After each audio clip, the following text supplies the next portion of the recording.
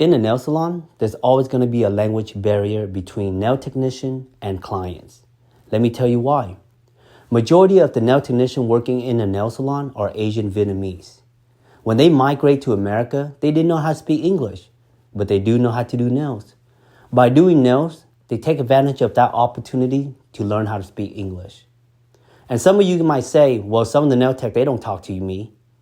Well, you know English is probably one of the hardest language, and it takes time to learn. And some of you who are born in America can't even speak English correctly, let alone somebody who migrated to America. Sometimes they don't talk to you is because they are afraid you might not understand them. They are afraid they might not pronounce the word correctly. Those fear makes you don't want to speak.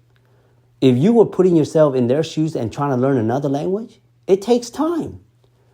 And I know some of you say you live in America now, you got to learn how to speak English. Yes, English is the primary language, but in America, we are one mouth to go. We can speak any language you want. It doesn't matter. But just know, if we don't speak English in front of you as a client, and we speak Vietnamese, it's all about business. It's about what service we need to do for you. We're not talking about you in our language. Why? You're not that important. You're not the president. You're nothing. You're just a client who wants to get your nails done. And we're here to deliver the service.